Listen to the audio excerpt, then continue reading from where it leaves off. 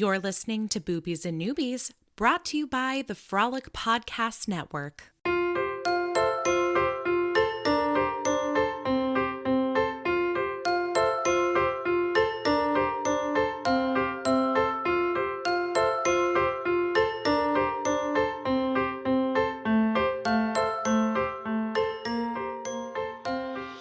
Welcome to Boobies and Newbies, the podcast that asks novice romance readers to think outside the dick in a box and brave the unbridled world of erotica. I'm your host, Kelly Reynolds, and it is time for another episode of Spies in Disguise.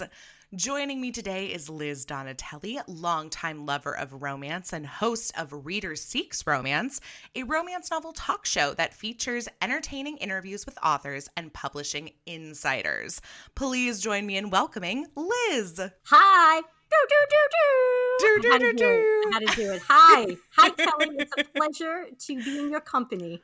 I welcome anybody who brings their own air horn sounds with them. So glad to have you. As we mentioned earlier, that's how we announce ourselves in New York with an air horn. And I'm originally from New York. I love it. Just in case people couldn't tell from listening, Liz is not from Boston and she is not from New Jersey. Let's get that right away. Thank you. Because people, and I'm not from Brooklyn. People say that too. Not from Brooklyn or Long Island. Nope. I am from the Boogie Down, from the Bronx. The Boogie Down. Okay, this is not something I'm familiar with, so I'm going to need to know a little bit more about that. The Boogie Down. Well, I believe that came from the fact that the Bronx is the birthplace of hip hop music. So I think that's how the Boogie Down came to be. Okay. Yep. Okay. I'm not the biggest listener of hip hop. It's not that I don't appreciate the art form. It's just that I listen to way too many Broadway musical soundtracks because I'm that person. But yeah, no, that's very cool. I feel like there's so many cities, especially around the United States, where they're like the birthplace of some kind of music. Yeah. Like I think of Detroit and I think of like Motown, and Chicago, I think of the blues, and I guess the Bronx is hip hop. So there you go. Yeah, the Bronx is hip hop. That's our claim to fame. Also J-Lo, Jennifer Lopez is the Jenny other. from the block. She's from the Bronx, not far from where I grew up. So that's cool. Is there like a street corner where like they have like some sign up that's like, here's the block that Jenny is from? There might be. I haven't been to the Bronx, or at least the neighborhood where I grew up, in a long time, or even Jenny's block. I have not been there in a long time. They might. They probably have something. They should just rename the street she grew up on as Jenny's block. Yeah. And they should rename the block I grew up on as Liz's block. I think that would be pretty cool. That'd be really fun. Like if they just named like an entire city after, I mean, as opposed to just naming them after like presidents or like cities, or in California, we have a lot of streets named after trees or like mountains. And I'm just like, look, you can just go see the trees. Like we know it's California. We don't have to have a reminder every time you pass Oak Street. Yeah. I agree. I agree. Anyway, this is coming from your local city planners here, folks. This got intense fast. Well, Liz, why don't you tell everybody about Reader Seeks Romance? Because I think it's a fabulous show, and I'm very excited to make a little guest appearance on it later in the future, depending on when that's happening. But yes. Later in July, Kelly, you will be joining me to chat with Suzanne Park. Rom-com author. We'll be talking about So You Meet Again. So I hope you've read it, or at least you're almost through it. So actually your intro, you stole my intro. Because I'm such a nerd, I actually wrote down the description of my show to read. Oh my gosh. So you stole it. So Reader Seeks Romance is a YouTube show, or a booktube show, if you will, in which I interview a number of romance authors, best-selling, debut, popular romance authors, award-winning romance authors, just romance authors I enjoy, and we chat about their book, what's it about. They discuss the first romance novel they ever read. I also craft a fun segment in which we play different bookish games. One of the games is Confessions of a Romance Author. Love it. Yes. So yeah, we have fun. It's very casual. It's about 16 minutes tops in length. So it's a quick, something quick you could do on your lunch break is watch Reader Seeks Romance. You could actually watch several episodes, if you will. Yeah, so I encourage anyone who loves romance, romance authors, romance novels, or just likes having fun to check us out on YouTube.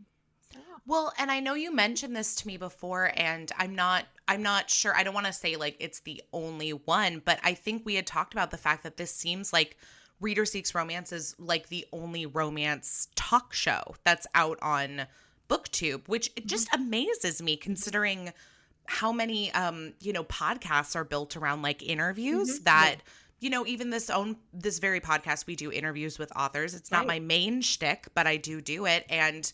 But I love seeing people. I'm a movie lover, a TV lover. So I mean, I love the visual medium of watching an interview with somebody. So I think that's awesome that you saw that something was missing and you're like, hey, I want to fill that hole. Thank you. I'm now probably going to get flooded with messages saying, hey, I have a romance novel talk show. You're not the only one, Liz. Get out of here. Yes, I know. I was a little concerned about making that claim. I used to work in advertising, and making unfounded claims could be a big no-no in your ads.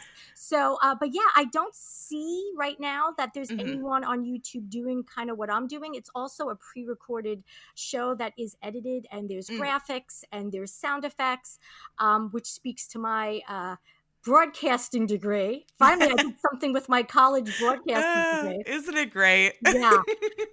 So it's something special that I enjoy doing.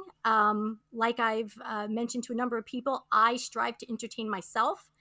And I invite authors on who I want to have fun with and, kind of want them to write about me in their books. I've asked a number of them if they would include a Liz Donatelli character. So hopefully you'll see my name popping up in a number of future romance novels. What a funny thing to ask. I've never even thought about doing that. And it's been 3 years on the podcast. And you know what? I will give a special shout out to my girl, Robin Bielman. We reviewed her entire series of books, which is my mind is blanking on right now, but it was 3 of my favorite episodes with one of my favorite guests, Nathan Brown. He's an actor, friend, longtime pal, and we loved her books. And she gave us a shout out in her thank yous in like the final book in the series. And I just was like, oh my God, you've got to be kidding me. Like I always feel like everybody who gives me their books to read, or, whether it's from the author, the publisher, or they share something on Instagram or whatever, anything that promotes me or the podcast, I feel so thankful and like indebted to them. And the fact that people tell me like, oh my God, thank you so much for reading this book for the podcast. I'm like, are you kidding me? Like, you're doing me a favor by like giving me a book to read. Like it baffles me still when people are like so thankful and appreciative. Because that's how I feel towards them. So I mean, it just goes to show you authors are humans too. Yes. And that's the highest honor for a reader or a romance fan, to find their name either mentioned as a throwaway character or a side character, or even to be in the acknowledgments and the thank yous. I mean, that is just you're over the moon when that happens. So and I promise, if any author decides to thank Liz Donatelli, whether you know me or not, if you thank me in your acknowledgments, I will have you on the show. Yeah, I'm going to have to start pushing this character idea though. I like the idea of having a character named after me. That's pretty exciting. Yeah, it is. Actually, there is one author who did put her book is coming out. She said that there's a Donatelli in her book after me. The author is Leonie Mack. Leonie Mack, I've had on the show twice. Check her out. Okay. The title of her next book, in which Donatelli appears, escapes my mind right now, but it is set in Italy. So, there's probably a lot of Donatellis over there. You would think maybe. I should ask my husband, because I'm Italian, but I got my Italian last name from my husband. So I'll have to ask him, like, how many Donatellis are in Italy? Perfect.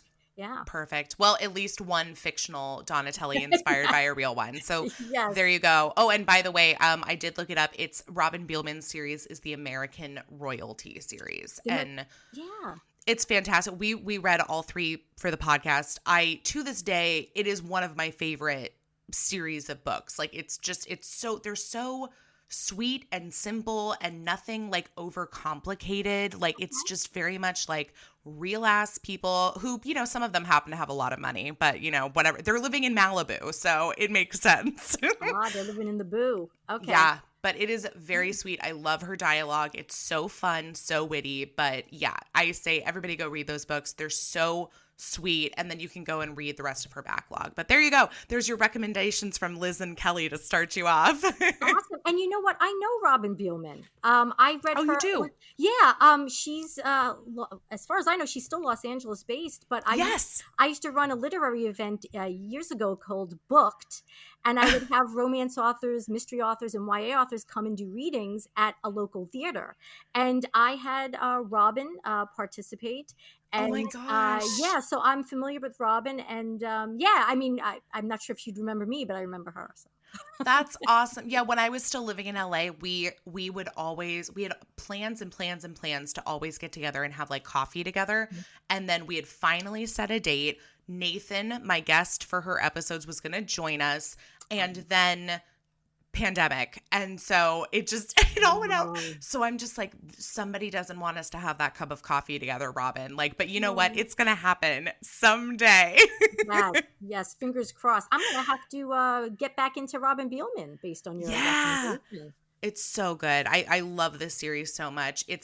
I would pick all 3 heroes in the books as like book boyfriends. Like they're solid picks, and the women in them are fantastic. And there's animals too. I remember at least one cute puppy within the series. So okay, that the dog is a must, and that's something that we can. I wanted to bring up later in our discussion. Is about. Oh, perfect. Yeah, I kept thinking about the dog in this book as I was reading it. I was like, if somebody kills the dog, I'm going to be so pissed. So I just want to tell everybody that the dog makes it through. We haven't even gotten to the book discussion yet, but just know the dog is okay, because that is not always the case.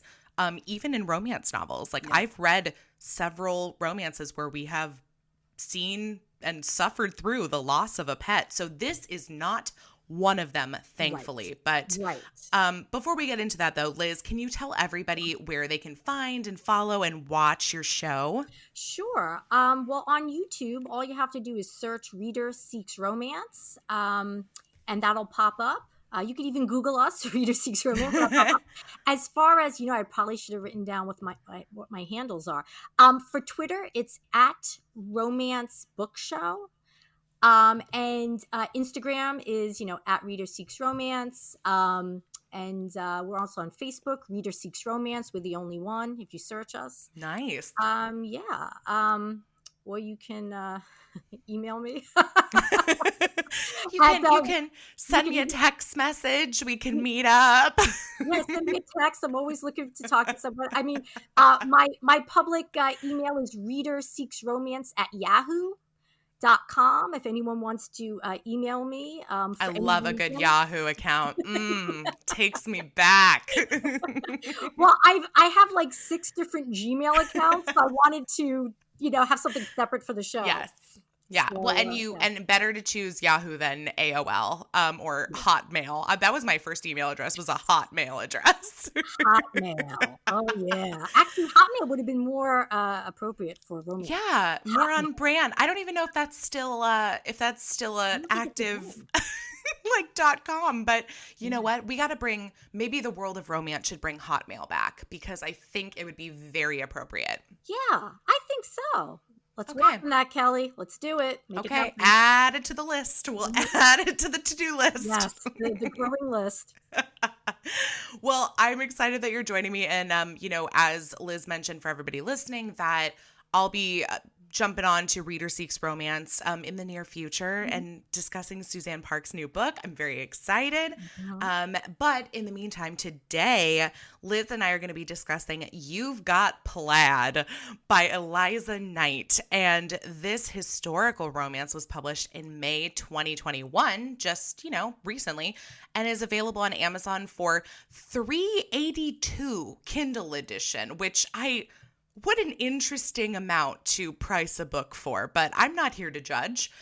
Okay, I won't say that. This is also the third book in the Prince Charlie's Angels series, which was pretty much the reasoning behind why I wanted to choose this for Spies in Disguise. Is not only do we have a female spy in this story, it's the heroine of the story, but also that it's a historical based spy romance, which I don't know if I've read a lot of those. So I don't read a lot of historical romance in general, but this was one that I was excited to check out. And my good friends at Casablanca Books were nice enough to send over an advanced copy for me to check out. So thank you to them for that. But yeah, this was actually, I think, also my first Eliza Knight book, but I haven't read the rest in the series, and after reading this one, I am intrigued, I think, to go back and check. But how about you, Liz? Are you a fan of historical romance in general? I am. I've become more so since doing Reader Seeks Romance. Oh, nice. Yeah, just because of, discovering authors and new titles.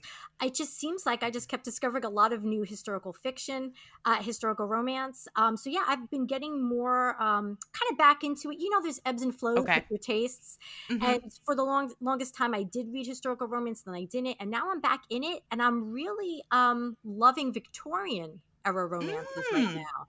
I've always been a fan of Gothic nice fiction. So and I'm feeling pretty dark these days. So I find it comforting. I find horror and all that very comforting right now. I don't know why. Yes, I've been gravitating towards, Victorian era, but I was really thrilled to do something not Victorian, which I won't get ahead of ourselves, but this is not Victorian. I do typically enjoy it and do read it. And you know what's interesting is when I think Scottish romance, like when I hear the term Scottish romance or I see a man in a kilt on the cover of a book, my immediate thought is like Highlander romance, or for some reason, I feel like a lot of the Scottish romance I've read has involved time travel. I don't know if that's like a side effect of like Outlander or what, but I was kind of thrilled not to see time travel in this one. This one covers a lot of history that I am less familiar with. And so anybody who listens to the podcast knows I love learning. I love learning new things in my books, whether it's romance or a nonfiction, like whatever it is, I love having some great takeaway that even if it's just like a recipe, something that is like I didn't know before I read this book. And that is one thing that I loved about this book, because there's more than one thing to take away for sure. But I'm with you. I'm going to need some Victorian romance recommendations from you, because I feel like that is something that is also lacking in my life. I can give you two right now if you like. I'll take it. A Lady's Formula for Love by Elizabeth. Read it. Oh, okay. So you loved it? Okay, because that means I did really enjoy it. That's, in fact, we reviewed it for the podcast, and oh, that's right, you did. Oh, that's right. I really did enjoy that one. Although I have to say, I wasn't a huge fan of the ending. Oh, well, then we'll have to talk about that off mic. Okay. And the other one that I read that I really loved, The Duke Undone by Joanna Lowell. I actually just interviewed her. She's a delight, but I love the book. It's got every Victorian romance, Victorian fiction trope. It's so satisfying. But The Duke Undone. Really excellent. I haven't read this one, but I will add it to the list. I love just the look of the cover. Yes. So I see Royal Academy painting student. I'm like, and then naked drunkard. Okay, well, I'm sold. That's all I really needed to hear. So it's the best, neat, cute, and I use cute lightly in this one. It's Meet cute, but it's the best meet cute I've read, a best opening chapter I've read in a historical romance in a long time. Yeah. That's a big statement. So I mean, and as somebody who reads a lot of Victorian romance, I'm gonna take it from you. Yeah. So that sounds good. I will add that to my list. As soon as we get out of the dinners and cannas of Scotland, we'll get into that in a minute. But first, before we jump into that, let me give everyone the brief synopsis straight from Goodreads.com. This is You've Got Plaid by Eliza Knight. This Highlander is determined to return the daughter of his enemy to the safety of her home, even if it means helping her. Brogan Grant, a Jacobite soldier and bastard son of the chief, fought savagely on the battlefield and barely escaped capture. On the run for his life, Brogan comes across what he thinks is a spy, a very bonny lass, disguised as a lad. I can't not say bonny lass and not like put a little, lilt to it, like bonny lass, disguised as a lad who happens to be the daughter of his clan's enemy. He admires her bravery, but he knows what can happen to a woman alone in a war-ravaged land. Lady Fiona MacBean, that's like the most Scottish name ever, is determined to do her part to ensure there is a Scottish king. Disguised as a healer, she delivers coded messages to rebels throughout the Highlands. There's only one thing impeding her mission, a striking Highlander who is determined to send her home. Unfortunately, Fiona will not be deterred. Left with little choice, Brogan agrees to join her mission if she agrees to return home after. Now, the two must work together and risk everything to save the life of bonny Prince Charlie himself. If only their hearts weren't at risk as well. I mean, I feel like the first thing that I need to tell people, because this is something I was unaware about when I read my first Scottish romance, is that the accent is written into the dialogue. So know that going in.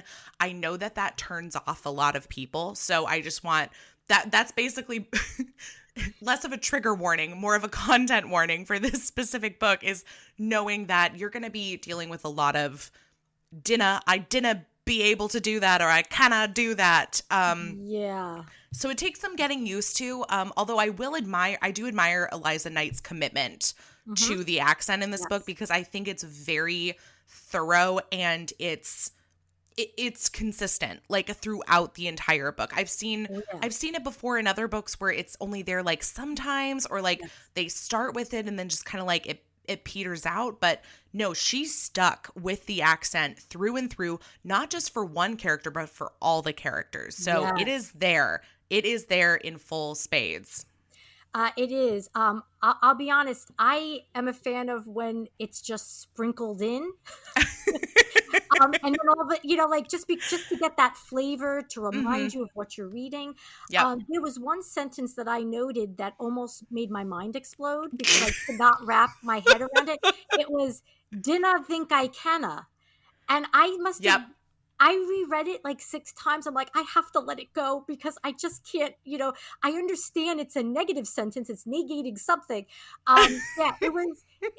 It after a while, when you're reading Scottish to yourself with a Bronx accent, I started to laugh several times just because of how I was inwardly pronouncing and, the cadence of the speech. There was a lot of, I don't know, is it yeah? Y-E. I don't think it was yay. I think it's like ya. I think it's supposed to be like you. Like right, I love ya, So it was a lot. There was one sentence with like 6 yas, and I'm like, oh, okay. Well, I think we could, maybe we don't need that many. There were a lot. And then the other one, I don't know if it's ya or ye, because the other thing I think of is that in the beginning of the book, when Eliza has her like Dear Reader note, she actually mentions this thing about how there's a rumor that the Christmas carol, "O come all ye," and I've always said, "O come all ye faithful," right. And that was in fact a Jacobite call to arms, and that the line "Come and behold him, born the King of angels," was code for come and behold him born the king of the English, who just so happened to be bonny Prince Charlie. Yeah. So this is all a fun rumor. I don't know who wrote the song and who the song's about, but I do love having a little rumor like that to discuss with people. I do think that's fun. But yeah, I thought it was really interesting, just the whole era that this takes place in. The Jacobite era of Great Britain's history is the last civil war fought on the united soils of Scotland and England. So I was really taken aback by how much of this book really is action and war and battles. Like I don't think I'd ever really read a romance before that had so much action, like consistently throughout. Like usually the ones I read, like maybe there's a fight. Maybe it's like gearing up to a big battle if it is something historical, but they are constantly on the run, constantly in danger, start to finish. Like even at the end, it's not over. Like it's just going to keep going. Yes, agreed. Eliza Knight is really good at building suspense, maintaining suspense. I mean, in that respect, the book is aces as a suspense adventure. The description of one of the battles was quite vivid. The stark realities of war was definitely up front in a lot of the novel. I enjoy that. I love history, particularly British history, UK history. So I find, and the Jacobite, era is one that not a lot of people, like you said, know. Even I'm a little fuzzy on it. It's like we all know about, the Elizabethan era. Then we know about the Victorian era. We know anything after that, but the Jacobite, it's tricky, and I enjoyed learning about it. But at times, I mean, it's a very unsexy book. It's so unsexy. Like they are dirty. They are wet, not in a nice way. Like, I mean, they are so covered in filth throughout this book that there were like literal filth. I mean, I'm not even I'm literal dirt. There were moments where like they would, when things got romantic at the inn, where they would like come together, and I'm like, I need you all to go take a bath before this happens. Like this is so unsanitary. Like it was so filthy and dirty that it kept pulling me out of like the romantic moments. I agree. I'm so glad you said that, because that was one of my notes. And I said, gee, maybe this makes me look really nitpicky. But I kept track of their bathing.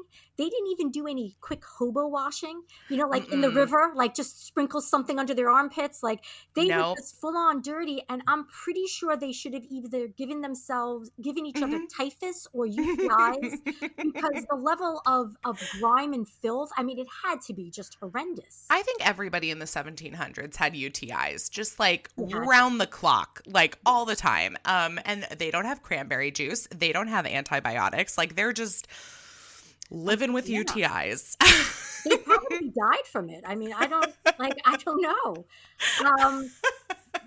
That's what I'm guessing. I shouldn't laugh, but it's just wild to imagine like dying of like a urinary tract infection. Right. But yeah, no, you're right. And like she gets a bath, Lady Fiona. She gets a few baths every time they stop at like an inn or something. But they there's a lot of time that passes in this book too. Like she'll mention like, a week had gone by, or we'd been on the road for 2 weeks at a time, and I'm just like in my head like, oh my god, are y'all wearing the same clothing? Has anybody taken a bath? Like what's going on? Like this is not the book that you want to escape in. This is not the setting that I want to be like, oh, I wish I could jump into the book and be there, because hell no, not with this one. No, when I read this book, I immediately, actually after the first 2 chapters, I said to myself, this is a romance for historical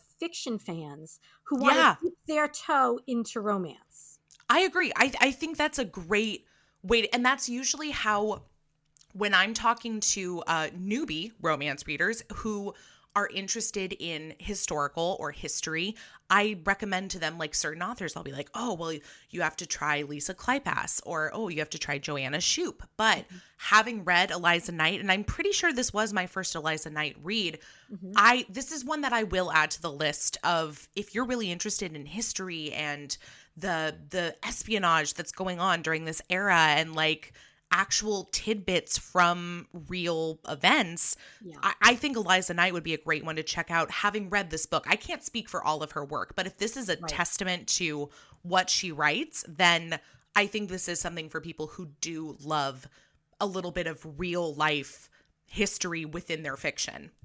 Agreed, 1,000%. And another thing of note is I would recommend that anyone interested in checking out Eliza Knight begin with book 1 in this series. Yes. Because this is book 3. I, like you, I've not read I've not read her before. And there's a lot of recapping, which is fine because it gets you up to speed. But I feel like it would be appreciated more by someone who's already been reading the books and it's like, oh yes, I remember now that this happened. Right. I feel like you really should start with book 1. Yeah. And honestly, at the end of this book, they give you a little short synopsis and like a preview of like the first book in the series. And the first book sounds great because here's the other thing that I love about this book. And it seems like this stretches across the series is, you know, the series is called Charlie's, what is it? It's Prince Charlie's Angels. And so it's all women. It's these women who are, I guess, rebels, for lack of a better word. That's how they're called and seen, who are loyal to this prince that's been ousted because he's Scottish and the British want to take over.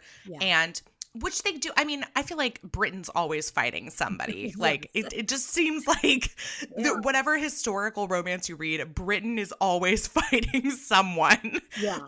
But this one was interesting because I feel like when we do read Regency or Victorian or really any of the eras that take place in England, it usually paints the British as the heroes. And so in this one, you get to see like this pocket of Scotland that's being overrun by the British because they're trying to take over the country and like they want their British king to be in charge. And I found that so interesting. But the fact that all these books revolve mostly around the women that are trying to support him. And Jenny is the heroine in the first book, and she is a like general or a colonel. Like she is leading an army and everyone is following her and calling her Colonel Jenny. And I'm just like, that is amazing. And I haven't read the synopsis for the second book, so I'm not as up to date on that one, but I was thinking maybe that one was about her friend that was the healer. Yes, it had to be. That's what I would imagine, Yeah, and I could see, I'm curious if there's going to be more books in this series because I feel like usually at the end of a series, there's some sort of resolution. So to me, we haven't had that yet. Like at the end of this book, we get the prince that everybody is chasing, Prince Charlie. We get him out of Scotland. And so he's safe for the time being. But I feel like this has to lead somewhere more. Like I want there to be at least one more book. I feel like there's at least one more book in this series. I don't know. I'm not trying to write Eliza's series for her, but I feel like there's still so many things with the world that they're all living in that are yet to be solved that I need more. That's a good point. You know, I didn't even think of that. I just figured, oh, it's 3, it's over. I know. Who needs to know what happens to I just go to the history books if you want to know what really happened in the end. So I didn't. The only thing that did occur to me briefly is maybe one of the men in Brogan's team. Yeah. You know, I thought maybe the next book would be from one of the guys' perspectives because they introduce us to this host of, I don't know, what's it, like 7 different guys? Yeah, it's her and her 7 merry men. It's very like Snow White in the war in Scotland. That's So maybe one of them would be, but then it wouldn't be Prince Charles. Oh man, I guess he could be an angel. So I actually wasn't looking for I know that whole Jacobite thing goes on for years and years. So to me, it was like, okay, well, it ends because she can't possibly have 10 books to cover that whole I period. disagree, Liz. Well, I don't know. Speaking about Bonnie Prince Charles, because I did do a little bit of research, and I know they hinted about it in the book, like, is he a coward? And apparently he was known to be, that was kind of the consensus, is that he was cowardly, that he basically got everyone on his, to protect him. And it's like, okay, you guys, I guess deal with it. So I've got the impression that he wasn't the most honorable, just because he was always running. Interesting. And his followers, or the people, his supporters, were the ones basically getting killed and living, so living a rebel's life and living in hiding, and he's just like, all over the place, being kept safe and coddled, I guess. I could be wrong. I hope I'm not offending anyone who's a Bonnie Prince Charles fan. But I even got the impression, I'm like, gee, this guy's always running. I mean, he seems like he's always, I don't know, he seemed a little lecherous too. I felt like he was kind of coming on to yeah, he did seem like he was hitting on like anybody that was female. And really, we only see him with Fiona, and then she hints at the fact that, like, she's like, yeah, I could have been his mistress, like, if that's what I wanted. And I'm like, oh, I don't know if this is like your confidence in yourself, or if it's just like he's so overtly like interested in you. I took it that he was just overtly interested. I actually thought he was a little sleazy. There was a part of me that was unsettled by Bonnie Prince Charles. Yeah.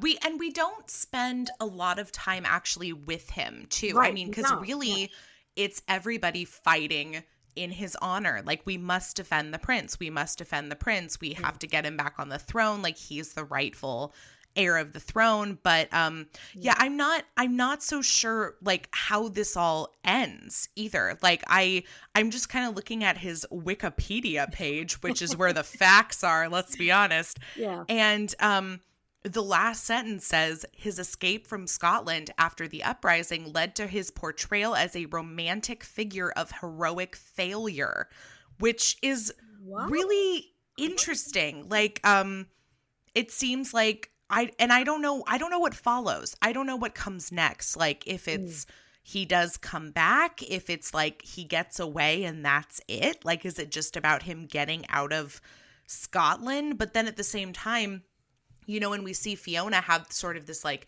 inner argument with herself, is like, why are we defending this dude for him to just like get on a boat and peace off to France? Like, how is that helping the cause? Like, has this all been in vain? And so I don't know. Because there were like moments where she would have these second thoughts, like, and usually it was painted as like, well, we've been on the road for so long and we're so tired and hungry that this is just sort of like my body fighting with me and my brain taking over. And so I kept thinking like, no, that can't be it though. It's got to be worth it, right? But I don't know. So there's like this sense of dread and disappointment, not because of the book, but just because of the story that it's like about. Like, I don't know enough about it, but if that's how it all went down, he sucks. Right. So in that respect, I appreciate Eliza's, commitment to authenticity, because obviously there are people fighting wars and battles that, after the fact, they're like,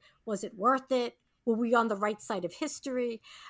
So I appreciate her bringing that out, but that I feel like that's best left for historical fiction, because in historical romance, I want to know that, the woman who's the spy and she's so dedicated. I want to believe that what she is fighting for is undeniably what's right and just. So to know that even she's having doubts disturbed me for her, and then disturbed me for me, because I had to, because I like, you want to know that your protagonist is correct. Is correct as, especially with history, It does. I'm also on the Wikipedia page. There are a few things mentioned, such as the prince disguising himself as the maid Betty Burke. Like, these are actually real events that did happen that we do see in the book. So I don't know. I mean, I kind of think they're now, as much as I want there to be more books, I feel like the more we talk about it and the more research I do on Wikipedia here, it seems like that might not be a plausibility, because Yeah. it seems like this is maybe actually how this whole event ended, was just him Yeah. escaping. And although it does make me wonder what happens to the rest of the Jacobite rebels, like what do they do once he's gone? You know, do they just stay in Scotland? Do they go back to having normal-ish lives and get married and have kids and like Right. raise cows? I don't know. Right. I have no idea. So I kind of want to know what happens to people like Yeah. Jenny and Fiona and Brogan and all these people when the cause is lost. Like what happens then? Right. Well, whatever happens then would definitely not be a romance. It would be a very No, it would be like so sobering book. sad. Oh man, I have like this I'm really disappointed right now. And it's not Yeah. because of the book, because I really did enjoy it. But yeah, let's okay, so let's get away from stupid Bonnie Prince Charles, who Yeah. clearly Boo. is the piddly poo of this story. But Yeah. how did you feel about the romance itself between Brogan and Fiona? I felt, I mean, the chemistry and the palpable attraction, and it's all there. Yeah. I felt that honestly, I felt his love for her more than her Hmm. love for him. I thought that Brogan was a solid romance protagonist. It's like, Yeah. I can get behind him. I feel like the love he has for her is real. Um, I felt that she loved him, but I don't know. I felt like he was more genuine about it. So I thought that I definitely, there was a love story. Should it have been an enemies? I'm sorry, no, not enemies. Should it have been a fake marriage? Fake? I don't think we needed that. As far like the love story, I thought was Yeah. fine the way it was. We didn't really need a fake marriage trope stuffed in there. Which I didn't even like. If somebody asked me to give them tropes for this book, I never would have even thought of fake marriage. Like, I know that Yeah. it's there, and to be clear for anybody who hasn't read it yet, it's just that they fake a marriage to basically protect Fiona on the road, even though they're all traveling together, and it's just one way for them to be like, oh, yeah, this is our explanation for why she's with this group of 7 guys. Like, she's married to one of them. I'm like, oh, okay, I guess, but I feel like it's Yeah. dangerous for a woman to be on the road during war-ravaged Scotland either way. I mean, first of all, it didn't really totally protect her. I won't give away any spoilers. I mean, it wasn't totally foolproof, this plan. And honestly, I felt like on a basis by basis, not by a subject by subject like situation, Right. like they could have just been like, oh yeah, she's my wife. They didn't have to go Yeah. through the whole ruse of a fake marriage, saying, "Oh, we're fake married," and let's just tell all the guys in the band that's running with all that we're fake married. Tell them that we're married, even though it's fake. They could have Right. lied. Like if they go into a bar or pub and they're like, "Hey, is this your wife?" Say, "Yeah, it is." Yeah. Like it didn't, they go through all this. They waste so much time, planning out the parameters of this fake marriage. It's like, dude, you don't need to do any of this. Well, and especially if it's like, oh, we'll get married, but like we won't consummate the marriage Oh, because then it won't be real. And I'm like, yeah, but this isn't a real marriage anyway. You guys didn't actually get married. Like, I don't understand what yes. where are we drawing the line at like what's real and what's not? I mean, I feel like it was a great way to force them into having like the only one bed Yes. scenario more than once at whatever local inn or tavern they're staying at, and I love it. I'm here for it. But at the same time, I feel like again you could have done that without having this like fake marriage trope as well, but Yeah. whatever. The fake marriage facilitated only one bed and the whole celibacy trope because they're Yeah. like, oh, if we have sex, then we really are married. And I'm like, okay, is this a thing? Like, I've never heard of this one. And it's like, oh, so we shouldn't have sex because then we are married. And then I'm like, listen, I think you guys are wasting too much time thinking this through. But all in all, I felt that the romance was believable. Yeah. You felt definitely the caring and the love, and there was a bit of an enemies to lovers thing. There was some resistance and some, not totally enemies to lovers, but there was that hostility. Well, and we've got the enemy clans, that there's like that long-standing feud between the clans from That's right. So I guess years and years and years ago. Although that doesn't even really make that much of a difference, because Brogan from the get-go is like, well, I'm not really part of my family because I'm a bastard son. So like, I don't really buy into like my clan, but then he also really wants to protect the clan. So I'm like, okay. I feel like you're picking and choosing which parts. And it was the same thing with the fake marriages. Like, we're going to pick and choose which parts of this that we want to apply to work for us. I'm like, okay, that's fine, but also very difficult. You're absolutely right. I agree. I'm so glad you're saying all this, because when I'm writing my notes, I'm like, geez, I could be way off. And what if Kelly thinks that I'm insane by my You can say whatever you want. I don't expect us all to say the same things and agree on all the same things, but I am glad we do agree, because it makes it okay. Good.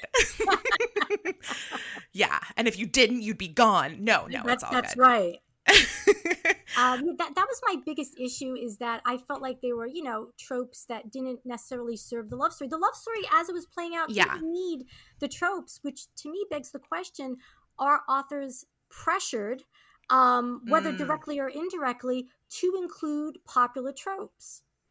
I think that's a good question. And I think from the discussions that I've had with authors, and I'm sure you've found this in discussions you've had with authors, is it seems like there's a lot of pressure to stick to what you do, in quotation marks, she says over the podcast microphone, or what like, oh, you wrote one contemporary enemies to lovers book. Great. That's what you write now. Stay in your lane. And so, because I always ask authors, if there was one story that you really wanted to tell, what is it? And more often than not, it's nothing like what they typically write. Yes. But people have this fear that if they do step outside of what they typically do, then their readers might not like it, or their publishers might not want to publish it. And I think it's an understandable fear, because that's what it's something that we're putting out there, that publishers are like, that's not what you do. Like, you're a household name for this. Like, we have to make sure that you keep writing this. But I want to see people like challenging tropes, or throwing the tropes out the window and just writing what they want to write. And I think you're right. There's some that I think work well in this book, and there's some that maybe like just don't work to the full potential that they could. I will say two things that I really loved in this book. One is that I think it has some of the best banter between characters I've read in a historical romance. Like, I'm used to reading really fun, saucy banter between a heroine and hero in a contemporary romance, but not so much in historical. And so I think this one had like some really good banter between the two of them, which for me just like amps up the chemistry so much more. And then the second thing was that I loved that Fiona was not a wallflower virgin. I loved that she had this past with like the boy that left her notes in the tree, and they communicated back and forth, and they eventually have sex, but he goes on to marry somebody else. I was just like, I love every second of this. And the fact that she is so into jumping into bed with Brogan. Like, I loved that. Yeah, agreed. Really dug her backstory, which I can imagine, I'm guessing, was explored maybe in the first two books a little bit, because it seems to be like this backstory was voluminous. Like, there was so much to this whole thing with the, like you said, with hiding the notes in the tree with this guy. I was like, oh, I kind of want to read now either book 2 or book 1 to find out, if there's more mention about it. She definitely was a well-developed character. That is for sure. I did feel like there was, I got to know her inside and out. Although I do doubt whether or not eye rolling was actually a thing. She did a lot of eye rolling. Now, I was really into the banter between the two of them. I thought it showed how quick and clever they, are, and how they are a good match, But she did a lot of eye rolling, and I said, I don't know if eye rolling was really, something that happened during that time. Eye rolling dates back to ancient Egypt. What are you talking about, Liz? Well, being everything else is so authentic, I said, well, then every, facial expression, that needs to be authentic too. I feel like that was invented in 1952. I don't know. Women have always had something to roll their eyes about. Like, let's be real. I liked her character in general. Definitely.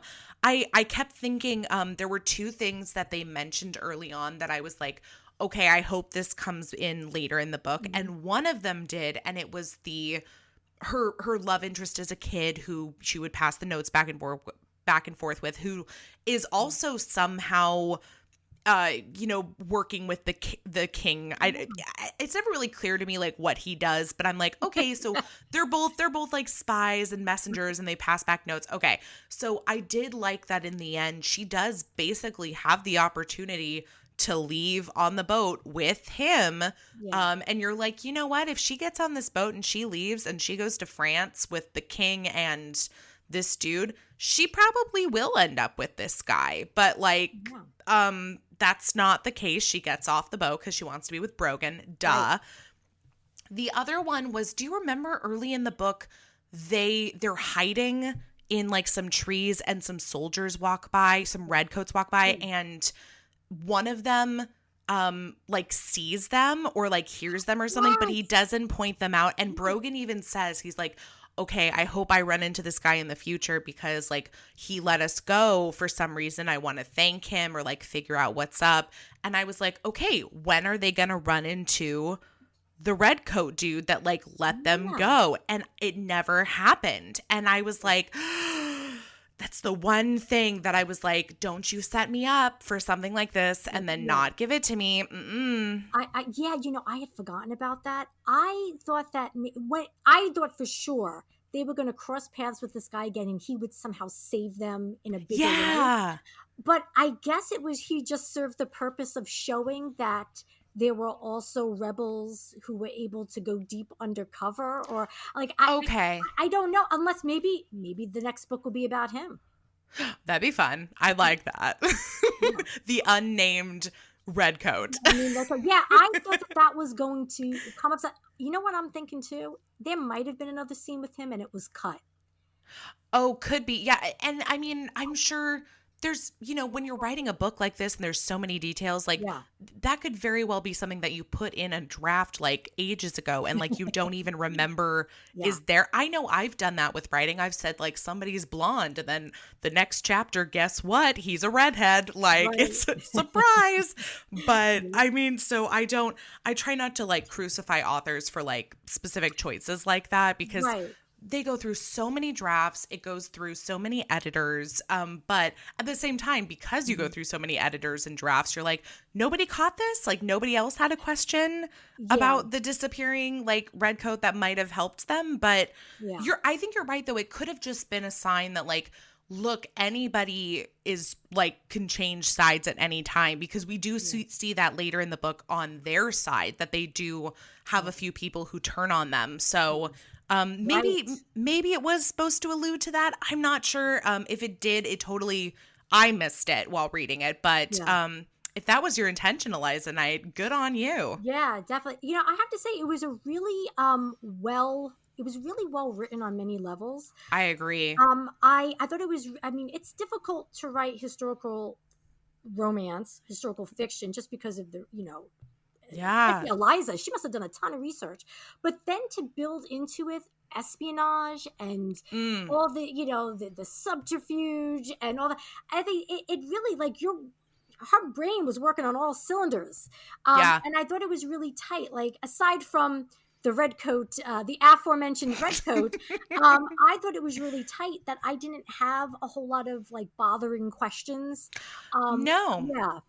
No, I thought it was really well done, and it's always moving forward Yeah, because definitely. I mean, and I think that's one of the great things about a story that focuses on like a journey or like we have to get from point A to point B. This one is like, we have to get from point A to point B, but guess what? The prince has already left point B. So now we have to get to point C, D, E, F. Like, I mean, they just keep going. Yeah.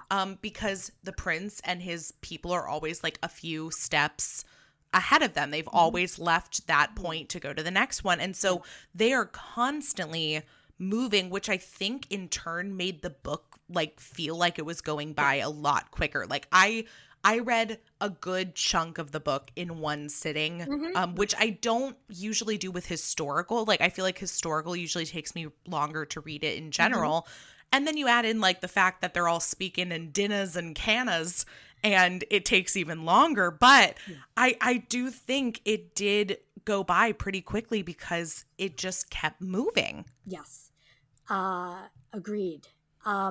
The other trope, that just brings me to mention that the other trope, the road trip trope. Yeah. Which I is- love a road trip. Which I have to say that I was really, really thrilled that they were road tripping. Because like you said, Yeah. I mean, you know, there's movement. There's a lot of movement, coupled with the suspense, you know, surrounding their task. Definitely it is a page turner, although a little slower of a page turner for me, just because I would reread things several times when there's a lot of information. And then some of the language, you know, trying to like, okay, now that means such and such. And then there were words that I just looked up also. I did too. Have you ever heard of swiving, meaning sex? That was a new one for me. No, but I kind of assumed that's what it was just from like when she says like, you don't make love to women, like what do you do? And he's like, rutting, swiving, sewing. I'm like, okay. So like, as opposed to just saying fucking, which I was surprised wasn't on the list of verbs, but yes, I was too, which makes me wonder, maybe fucking wasn't a thing at that time. Maybe, you know, historically that, although no, I think fucking has been around. Yeah, I think that's an older one. And somebody, I know that there's a book out there, and I think they even did a Netflix show that was all about like the origin of the words. I saw that. Yeah. So I'm not up to date on my history of the word fuck, but I will say it's not because this book is you know, lacking in sexual content or anything like on the raunchier side, because there are several scenes that are, you know, pretty descriptive, if you will. So did you have a favorite Sexcerpt from the bunch, Liz, that you either want to talk about and or share with the class here? Well, I'll be honest, it was steamy, definitely. If you enjoy steam, at the beginning of every romance, I always search, because I often read on my tablet. I always search certain words. I do too. What are your go-to words? Okay. If my mom is listening, I'm sorry, Mom, I'm using the word you don't like, but I always look up cock. Same. Okay. I look up cock. I look up orgasm. Mm-hmm. I also look up pussy. Yep. To see, you know, because, and all those words were carefully chosen to see what level of heat, and, you know, what we're dealing with. So the passage, now, there were steamy sex scenes, but what I found a bit more titillating was some of the foreplay leading into Same. No, in fact, that's what I marked were, I think one of the scenes I marked was even just a kiss, but I mean, because there was some steamy like makeout sessions going on up against walls, up against trees. I'm just like, okay, this is a man who can lift his lady up and press her against a surface. He's serious business, this guy. So what I have highlighted in pink here, I'll read to you, and this is probably going to sound so unsexy coming from my mouth, but he stroked against her folds, dipping a finger inside as he ground his hips against her, imagining it was his cock and not his finger wrapped in her heat. And he kissed her. And he kissed her with the heat of 1,000 suns until they were both panting, until she was writhing against him, crying out her pleasure. Damn. Okay, the only thing that I didn't love about that is the word folds, which is one of my least favorite, least sexy words in romance. So do you prefer another word as opposed to folds? Is I is mean, there another? I'm here for pussy. Like I am just here for just, and this, but it's when they break it down, when they're like folds, lips. It's when they like specifically single out the parts that I'm just like, oh, this is a little too much for me. But yeah, Okay. just get up in there. Okay. Well, lips, yeah, lips, no. Folds, I'm okay with. And I think if you were going to do a shirt for the show, it should be Mhm. I'm here for the pussy. Is that what you just said? You said I'm here for Yeah, pussy or there you something? go. So Okay, we'll add it to the merch list. yes. No fulls, just pussy. Oh, that's a bumper sticker. I love it. Well, some of your key search words or some of my key search words, I usually also add in clit. Ah. If cock doesn't make the list, I usually search dick. If that doesn't make the list, I'll search penis. And if that doesn't make the list, I usually don't read it. I love it. Yes, you're right. After cock, right dick, and then penis. Yeah, it's like you're cringing as you're writing penis. You're like, I don't know. Watering it down Yeah. word by word. But yeah, I have in fact it's so funny. I think the scene that I chose is a very similar scene because it's another one where he's using his fingers on her. And I think this is right before they do say I love you. So this is like I think the second or third time they have sex. So I'll go from here. I did like this starts where she can't get like her undergarments off because like they wear a million layers in this time. And so he rolls her over so she's like on her stomach. And so he's pleasuring her while she's on her stomach, which I think she was also surprised about. Yes. So we'll start from here. She tried to roll over, wanting to feel the hard length of his body on hers, to feel her breasts rub over his chest, but he held her in place, pinning her gently with his warm weight. She felt the scrape of his breeches on her bare buttocks as he pressed her into the bed, the hardness of his arousal, the brush of his lips on her shoulder, her ear. "You're so lovely," he murmured. Y-E', just for everyone wondering. "You're so lovely." He spread her legs with his, and she gasped as he rocked his hips against her rear.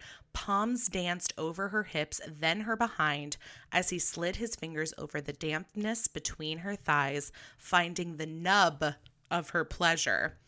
Yeah, so I guess nub is the early clit. Yes. The pre-clit was the name. You said you really that was beautiful. You did a good job. Oh, thank you. You actually reminded me of just how steamy the book is because it's been a little while.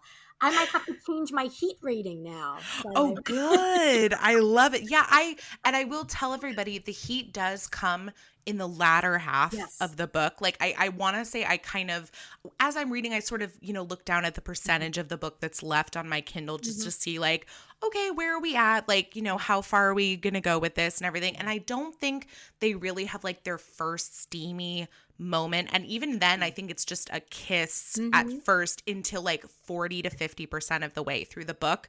Yeah. But they make up for it in the second half. So there's that. They do. And that first kiss you mentioned, isn't that the one where they're in a cave? Yes, the cave kiss. And you know what I thought of is the last of the Mohicans when they're behind the waterfall. I don't know. Yeah, so I mean, I'm a big fan of Last of the Mohicans. And I thought of that and I was like, I love the cave kiss. I think I want to see more cave kisses. Yeah, I mean, if you're in a cave, first of all, every cave I picture has a waterfall in front of it. That's probably me just romanticizing caves because I really don't want to be hanging out in caves that often. But I will say we did actually read a romance earlier this season where they do talk about how the heroine lost her virginity in a cave. And they don't, I think she and the hero just like make out in the cave, but there's definitely that book was interesting because there was like some cave trauma attached, but then they were also trying to save the bat caves. So, well, I got to read this. Yeah. Lots of caves. That was, Oh, I'm going to have to look back at it, but I think that was Dylan Crush's Hot Fudge and a Heartthrob. I think it was that one. I did not expect that title for a book involving traumatic cave kisses. I know. Believe me, I didn't expect the bats in the caves that were involved in that book either until we started reading it. And it's called Hot Fudge Cave? What is it? Hot Fudge Cave. Hot Fudge and a Heartthrob. And it was part of our Science is Sexy series because the hero is a bat conservationist. And so he's trying to save the bats and their caves. And the heroine happens to live in a town where there are these caves. And the hot fudge is because of her, because she wants to open up like a ice cream shop, like old school diner kind of thing. That is an interesting choice for a title. Yeah. Nothing about caves, nothing about bats in the title. And we did definitely comment on the fact that it seemed like an odd timing to choose a book about bats, considering like we trace coronavirus like back to bats. Yeah, that's a good point. Yeah. Anyway, give it a listen. You can find it on our website. Wow. Okay. Wow. Yeah. Now my mind is into cave sex. Now I'm thinking of cave sex. There you go. I think you need to write a romance, Kelly, with cave sex. Should I take it all the way back and go like cavemen? Interesting. Nobody ever does the caveman romance. No, we've got the dinosaur erotica, which is definitely not the thing that I thought would be out there before cavemen romance. Let's be honest. Well, here's the thing. Maybe a caveman romance would have to involve time travel because you're not going to get any enlightened cavemen, So you'd have to have someone from this time going back in caveman time.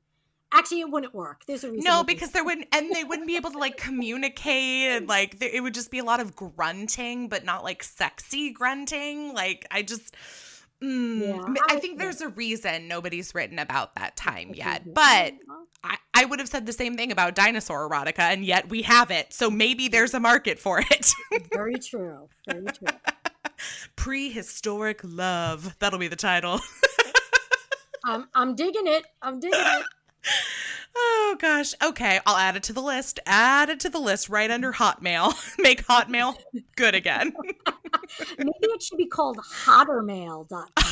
Hottermail.com. It's like HOTTA, hotta. Hotta. Yeah. All right. I like it. I'm here for it. Well, okay. Well, now that we've shared our steamy scenes, I think it's only fair that we do our heat, heart, and humor rankings. So let us start. We usually start at the beginning with heart. So let's go there. 1 to 10, 10 being the very best that it could possibly be. What do we think? I have to be honest. I already had my rating picked, and after refreshing my mind, I'm gonna go with 7. Okay, I think that's totally fair. I'm gonna go with 7 because I did ultimately root for them. Yeah, I did too. If there's a couple, I know it's not enough heart if I'm like, I don't care if these two end up together. I just want it to end. I didn't feel that way at all. I really did feel invested. So I'm gonna give it a 7 for heart. Yeah, this one's a hard one for me to do in terms of heart because usually I also rely on like other factors besides the couple. Like I think about the family and the friends and everything. But this is a time that literally everybody that these people know, they're either dead or they're fighting in this war. And I mean, even with Brogan's father, he's fighting on the other side. Right. So there's no love there. True. So you're looking holistically. You're looking as heart as also platonic, like familial. Yeah. And love. Okay. And I do love her friendships, but we don't get to spend a lot of time with them. Oh, sorry if you hear it. This is one of the things of being at my parents' house. My dad is closing the garage door. Oh. So, it's a exciting life we lead here in the San Francisco Bay Area. But he there's I don't know, but and like Fiona has her whole family and they seemed really tight knit when they were kids, which we get to see in the very beginning because they lose their parents really early. And so, but then her brothers are gone. Like the whole book, and I kept thinking like, oh, maybe they'll come back together. Like, I don't know. And I almost hope that one of her brothers gets like a romance. Like, I would love to see the MacBean legacy continue. But if it's focusing, so there's not a lot there to pull from. But if I'm focusing just on the romance, I'm with you. I was rooting for them. I wanted them to survive. I wanted them to stay together. I wanted them to make their marriage real, whatever that means. And he was definitely really into her from like the very get-go. And I think she was into him, but just wasn't as outward about it. Like, so I think a 7.5 is about where I would land on it. And this is one that I would definitely recommend to people. Maybe not so much for the love story, but just for like the story as a whole. Like, I just found it really interesting. But I don't know if this would be one where I'm like, oh, the romance is like the most incredible like love story you'll ever read. So anyway, that's a long way of saying a 7. Humor. I don't know about this one. What do you think? I gave humor a 1. And I think because I mean, you know, I laughed not once, but I figured the eye rolling whenever they would have the banter, back to the eye rolling, whenever there was banter, she did the eye rolling, which I took as, you know, some levity. Also, there was the stray dog situation. Yes, the dog that's a girl, not a boy. There was a whole thing. There was way too much conversation about that at one point. I'm like, okay, let's just move on. Yeah, it was like a solid 2 pages about like, it's a he, it's a she, it's a, have you seen the bollocks? No, where's the bollocks? yes. And after a while, I'm like, okay, let's move on from the dog. Honestly, like the whole stray dog thing is often, you know, I find that in so many romances where it's like, oh, they find a stray dog and it brings them together. It melts the heart of even the hardest protagonist. Yes. So I felt like the stray dog offered some kind of levity, although it felt like they were always looking for, where's the dog? Where's the dog? Oh, no, he's not dead. So I gave it a 1 because I feel like there was an attempt at levity. Yeah. So, I think that's fair because this is not meant to be a laugh out loud rom-com by any means. Like, and you know what? Had that been what she was going for during this time period, I don't think I would have enjoyed that. Like, it doesn't seem appropriate. So, the dog was cute. I do also appreciate the fact that the dog sticks with them, like start to finish. Like we never leave the dog. The dog is always in their company.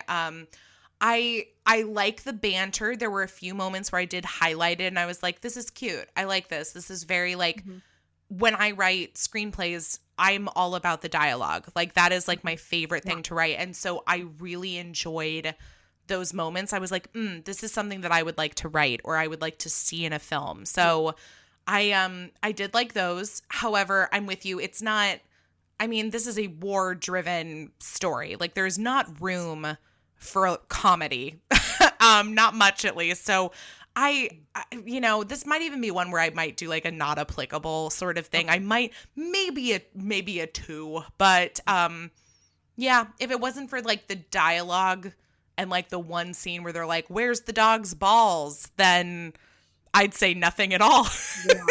I think the heat on the other hand, I'm curious to hear what you have to say because I thought this one was actually pretty steamy in the second half. Yeah.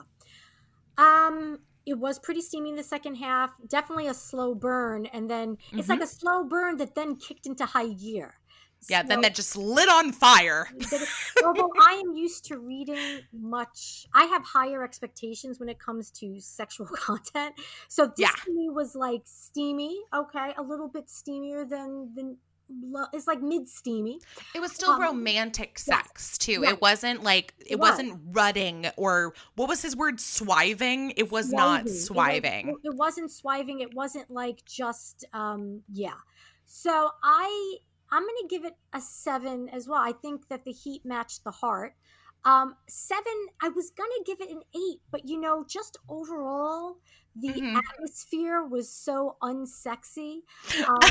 I just like, Nobody was showering. Nobody was taking baths. yeah, right. Although yeah, he kills a man, which I thought was hot. I mean, I'm always trying to get my husband to kill people for me.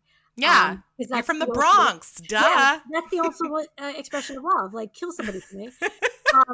But yeah, so anyway, I'm gonna stick with 7 because just overall, I like to feel sexy, Yeah. and overall, I mean, the sex was good. It was steamy. Mm-hmm. It wasn't. If there's anyone who doesn't like too much vulgar sex talk, it's definitely not. I wouldn't say vulgar. So I think if you like No. steam, because I feel like when you say steamy, people jump to, oh, it's erotic. It's going to be too much for me to handle. And I think everybody has like their scale of steam. Like at the very top of my steam level, I always think of like Katie Robert, or I think Nikki Sloane's books are pretty hot. Fiona Cole's got some up there. And so those are like my 10s or beyond a 10. And then with this one, I learned very early on, and we talked about it early in this season, is that as much as I love to read romance, I am not great with like romantic gestures, or like, I mean, not people killing people. Like, I'd probably love that. To me, that would probably be like, oh my God, you did it. But like the rose petals, or, them having sex in the bathtub, this is not what I like. Like, it's, and so this is going to be like, I'm going to give it a very jaded 6 because I do think the content is there. And I think if you're looking for more of like love making, or, like with a little bit of extra steam, because like I said, that man can like heft her up against a wall if need be. Yeah. But I've read too many books, and I talk so much about how anytime water's involved, y'all better be bringing out the lube, and they're not doing that in 1700 Scotland, clearly. So like a bathtub sex scene is not what I'm looking for in a historical romance. I'm sure other people are going to love it. It's not for me. So that being said, I did love how, I loved how open they were, how it was very consent driven. Everybody was like very on board with the situation. So in fact, Fiona was usually the one kind of pushing for more. And so I loved that. It was just, it just wasn't my cup of tea. Right. I hear you. There's definitely been a lot of great ground covered here, both within the book and outside of it. So if you're not supporting Boobies and Newbies on Patreon, I highly suggest you jump over there so you can have a little listen to what little extra tidbits might be in store for you. Yes, and I'm pretty sure this is probably my first and only appearance because I will not be asked back. I disagree. Anybody who wants to talk about Scottish heroes and UTIs with me is always welcome on the show. Thank you. I appreciate that.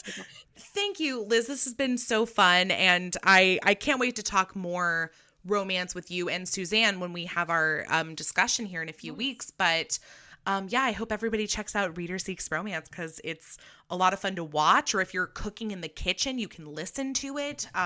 So just one more great way to, hear people talking about romance with the authors we love. Yes. Thank you so much, Kelly. This has been a lot of fun. I admit I was a little nervous. Oh. I do get nervous even when I do my own show, but it was a sheer delight. We seem to agree on many things. So you're good people. And I look forward to having you on my show because I think that we'll have a good time. Thanks. I love it, and I'm happy to be in good company with more good people. So thank you for that. Awesome. And I do listen to your show, just so you know, because some people, might come on your show and be like, I've never listened. Well, I do listen, and I find your voice very comforting. Oh, thank you. I mean, I guess I'm putting my theater degree to use. So that's good to know. We're doing good things with those degrees. Yes, indeed we are.